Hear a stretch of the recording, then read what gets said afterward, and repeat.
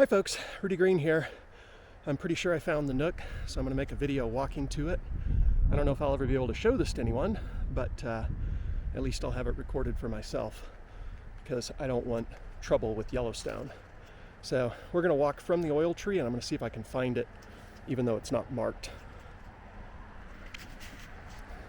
So spinning the camera around, there you see the infamous oil tree. And then we're just going to walk straight back into the clearing. It's about 150 feet from the riverbank, kind of what we expected. I think Cynthia had a story about a line running 150 feet from the shore.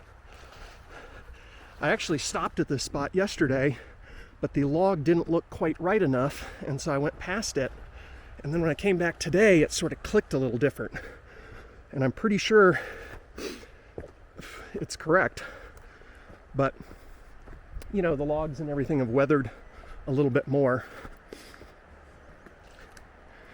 and there's a lot of damage to the log right next to the nook, which I think is from people stepping on it.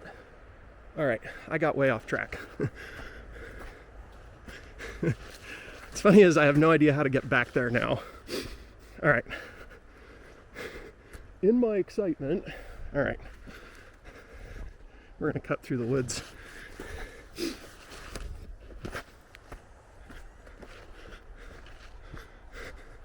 I'll do a pass coming out from it so it'll make a little more sense.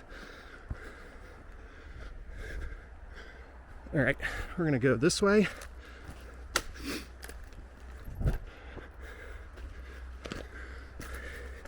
And we're going to go into, these logs are so slippery from the rain, I've actually fallen a few times. I'm going to go into the clearing here, and this is the spot. Tell me what you all think.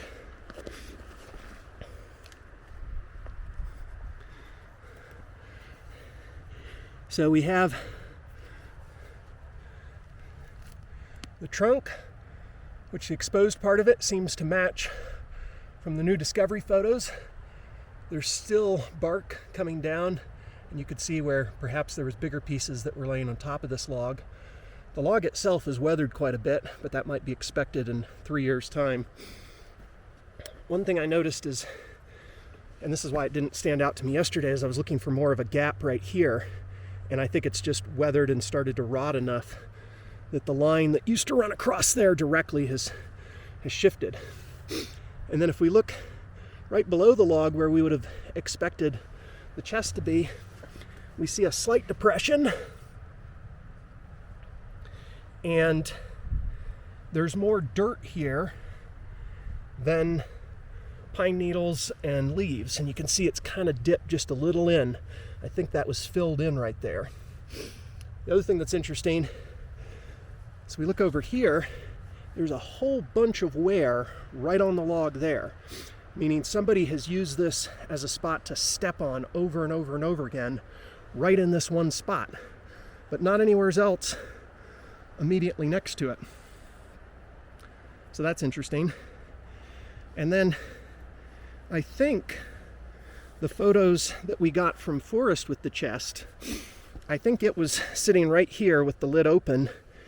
And this little knot here is what you see in the top right corner of those photos. And then in the new discovery photos, there was bark hanging down right near the trunk. And then you remember in the top right of the photo, there was also a little bit of bark hanging just sort of out of view. And I think that is that. I looked around for the stick. I found one that's pretty close, but it's missing some of the correct pieces, so it may just be a similar one. Of course, I can't take it with me because technically this is national park property, but it would help for the extra confirmation. The things that are most significant to match up here, of course, is this little knot on the log. That would have been the view underneath where the chest was hidden. And then, of course, that bark coming off. And there's a real close-up of the stump itself.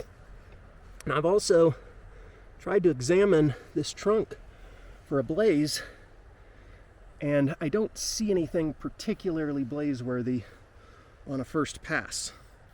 I'm going to look at it a little more thoroughly.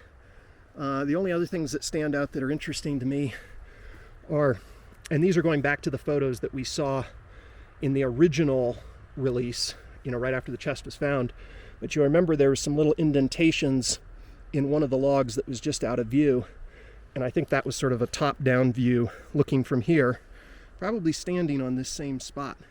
And there's nothing else in this area that has this much wear in one place.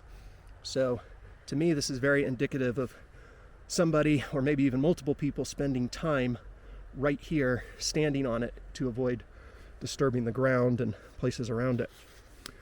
So I think this is it, about 150 feet from the bank. And in order to keep this as one continuous video, I'm going to walk straight out from here so you can see where it pops out if we go directly north. So let me back up a little bit. I'm walking on logs just to not disturb the ground any. So here's a wider view. Of course, with it wider here, it's almost apparent that the ground has been disturbed right there. Like it just doesn't have the same consistent ground cover. So here's the view out straight north. You can see the mountains on the other side of the river. Certain cars I can even see going down West Entrance Road. And I'm just going to walk straight that direction for the moment. Try not to trip and fall, just so that we can see exactly where it pops out if you exit through the gift shop. Really doesn't seem to be far at all from the river, closer than I expected. Vertigo will be like, yeah, I knew that. But he's always right. And of course, as we come out here, I don't know if you can see it in the video, but we are just below Fenn Rock. I'm kind of disappointed that we call it Fenn Rock because I like to call it Marvin's Rock. But I guess it's Forest Rock too, so